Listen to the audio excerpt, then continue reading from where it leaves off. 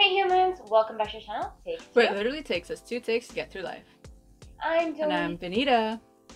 Welcome to Kdrama Monday. And today we're going to be talking about True Beauty, the new show based off a webtoon that has everyone on the edge of their seats. Discussions all over the place. You go on Instagram, that's all you be seeing, honestly. So, because it's reached up to episode 6 and they didn't really have an episode last week, we thought, why not have a discussion for the first 6 episodes, you know? And then when the rest is over in the end, last episode, we'll just have an overall discussion. And yeah, let's get into this.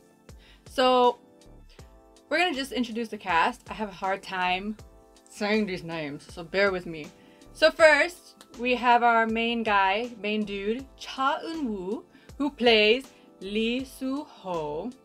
And we have our main girl, Moon Ga-young, who plays Im Joo-kyun. And we have our other main dude, Hwang In-yup, who plays Han Seojun. Yes. Whoa. Alright, so we have organized some talking points and we're just gonna run through them real fast. Alright, so the first one. The debate between who is gonna get the girl. Is it Suho or Seojun?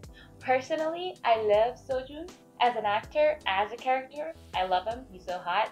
So I'm gonna just go with him. And I don't know any of these humans, but Cha Eun-woo, you know, he kind of grabbed my heart a little bit. So I'm gonna be rooting for him. But like, we really could not care less about who's gonna get the girl, to be honest. Honestly. We just want them to get together in the end. In a friendship way. We want them to be friends again. We could care less if the girl's part of it, but we want them to be friends again. Like a bromance. A bromance. Like blossoming bromance. Yes. So then we have the whole situation of the actors, bro. They look exactly like the webtoon characters. Like, okay, first of all, like, this is my thing. Did these webtoon humans know that these actual humans existed and then based their characters off of them? Because it's just too close. It is too close. Yeah, no, I doubt that. I just think this is like fate or like a Quinky thing. That has to be fate, bro. Right? Like the planets aligned perfectly for this to happen.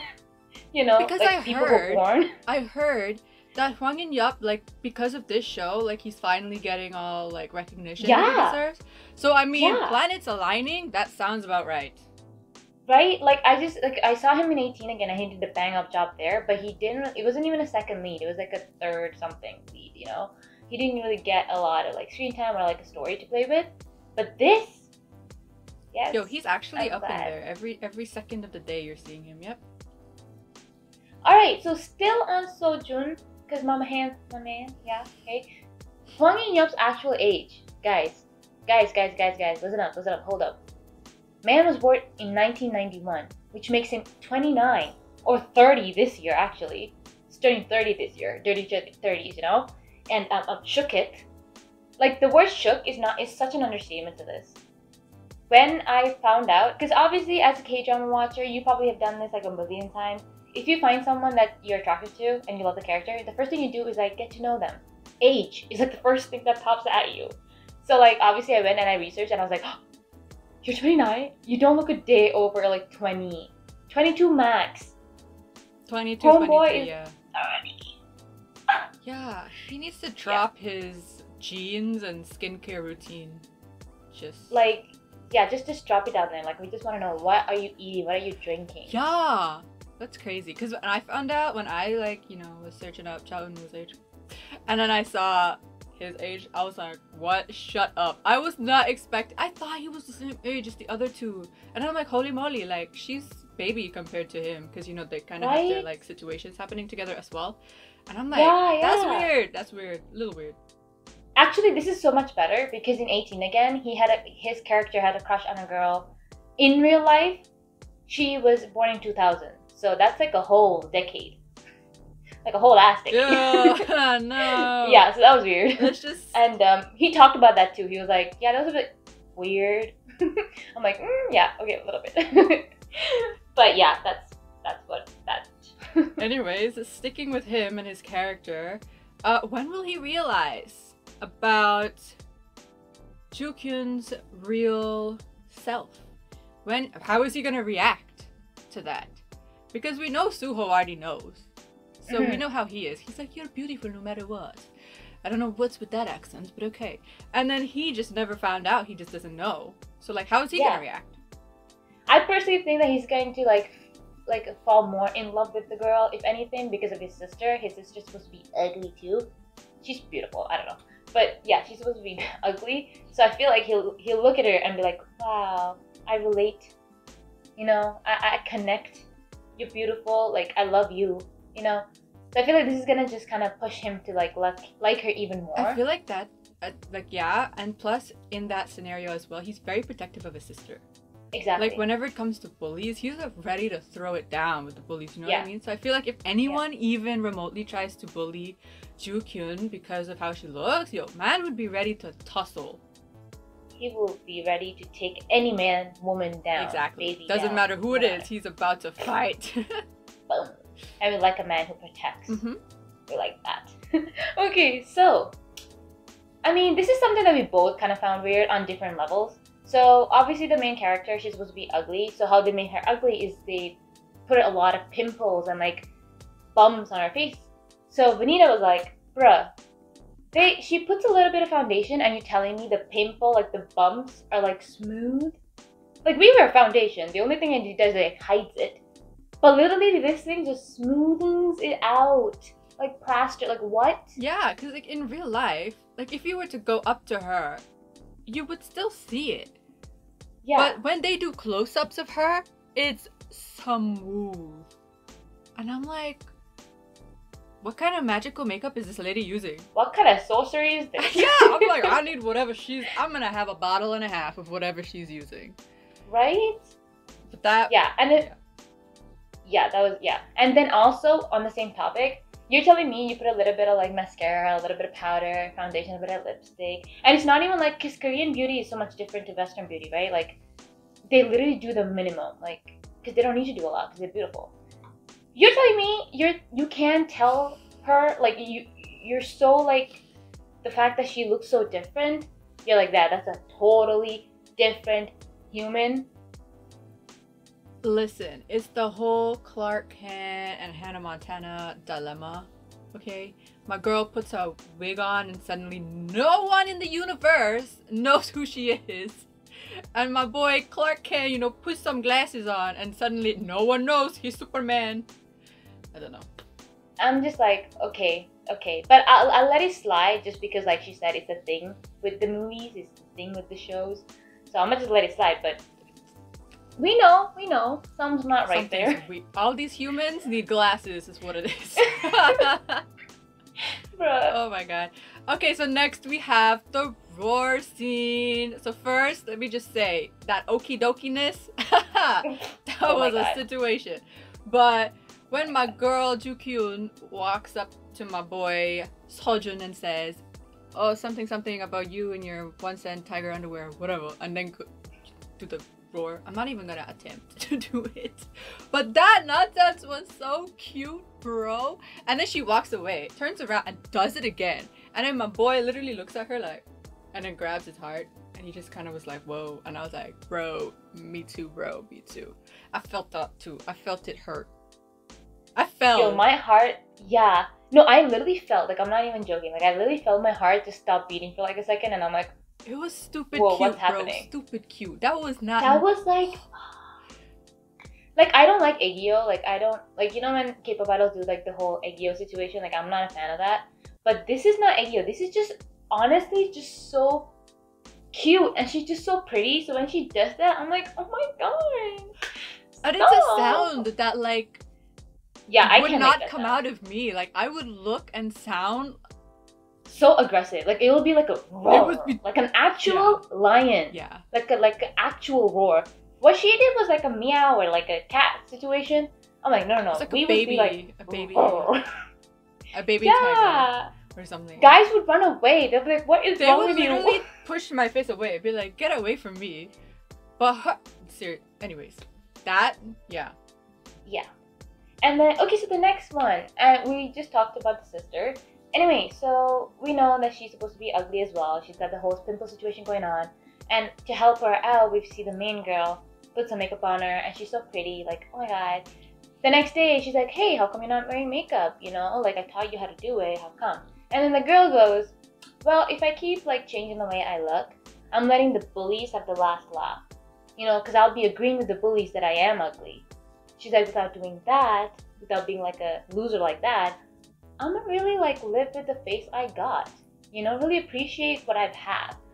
And, like, you know, use my vocal talents to just kind of further myself. And, like, not really care about that. We love that. We approve that. That was a chef kiss message. Yeah, basically. Like, that's certified, bro. Like, we agree. So next is Joo-kyun's older sister, who is Lim Hee-kyung. Yo, my girl is, if this show you pick biases, you know, she would be my bias. Because this lady is so straightforward, okay? Listen, my girl saw a guy and she was like, eyes on you, you're my target, I like you, this is it, this is what it is. I will somehow get you to know who I am and we're gonna go out, we're gonna date, this is gonna happen. What does she do? She goes back to that same spa hoping she sees him. When she does see him, his car's like having issues. What does she do? She doesn't call a mechanic. No. She goes and gets tools out of her car, shows up, and says, you having car trouble? Let me help you with the car trouble. You know what I mean? Yo, that she is a self-made woman. She literally needs no man, but the man needs her. Yeah, like, the man needs her, bro. And the other scene that got me was when she like pushed him up against a tree, kind of ish, and she was like, hello, what's up? And like, oh, ooh. Because that's such a manly thing. Like, yeah. even every single K-drama, like, usually you see the man do that and intimidate the girl, and the girl gets all flustered. But, like, here, she's like, let me work my charm. Like, let me just, yeah. We like that. We love that. She has my heartstrings going crazy. But we have to say, like, this show actually has a lot of, like strong women. And the second one we're about to talk about is Kang Soo-jin. Okay? And she is the kick-ass close friend to the main girl, the one that's really, really smart. Like, she's super smart, but we also know there's like a hidden story behind her because there's something going on in life, but we'll check her out later. But the fact that she literally got off the bus and ran after a stranger, or like a pervert, because he was like taking pictures up the main girl's skirt, and she's like, I gotta protect my friend, and she did not give up until the cops showed up. Like, no hesitation, she just went for it. Like, at least we would second guess and be like, oh my gosh, like, what if he pulls out a knife or something? She did not care. She's like, wait, listen, if he pulled out a knife, she would just kick that knife out of his hand like it was nothing. Yeah. She'd be like, knife who? Knife what? I'm sorry, I don't see one. No. And the fact, and her kicks, ooh, when she like tried to kick with her, oh my god, her leg is just... I know. And when she showed up in the karaoke spot, when they were all like trying to save Joo-kyun, bro, that was some next level hero moments. I was like, right? Yes, sister, get it. Yeah, like we said before, we like a protected friend. Yes, ma'am. That's the support we need. We need that. That's what we need in 2020. Yes. So my point here is something that it just honestly triggered me in real life. Like, it's just something to think about in real life. So Seojun blaming Suho for their friend's death, right? To me, I was like, whoa. I mean, I get it, it's a show and they obviously need it to have some type of sustenance for it to be watchable, you know what I mean? But just in general, like, pretending this is a real life scenario, like, that's messed up. To like blame your friend for someone's suicide is messed up, because your friend, like, Suho's already blaming himself for his friend's death, you know, because he didn't pick up the phone. And it's not like he didn't pick up the phone because he knew, like, oh, if I don't pick up this phone, my friend's gonna kill himself. No, he didn't know. You know what I mean?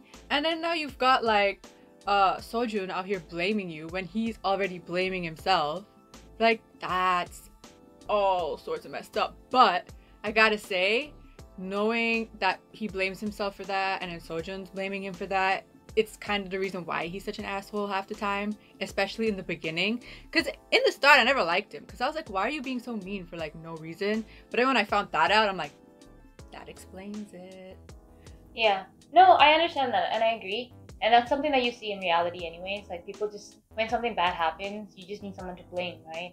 And it's like a way of you to cope with it too. Like I feel like deep down, Seojun like blaming Suho. He feels guilty too, but he's like, but I can't deal with that. So I'm gonna just kind of like put it all on Suho. And like you said, like it's also like a way for the show to actually create like that like relationship between the two. Like if, like how would you make a rift between the two that's very like big and justified? So you have this problem, and it also gives more depth into the characters. Like you said as well, like now we know why they're the way they are. It's because of that experience that they both kind of like endured together. So no, I understand. But that concludes our discussion. We'll see you guys with True Beauty again after the show ends, and we'll see how it unravels. We're really excited. We love this show, and if you have not started because you're not you're like 20 shows behind, start on this. It's a good show. And as always, give this video a big thumbs up and hit that subscribe button if you haven't already. Let us know in the comment section anything we missed or anything that you agree with or disagree with. So have a conversation with us on that. And as always, stay positive, stay healthy, and stay home. Take care of yourself. We'll see you soon. Bye!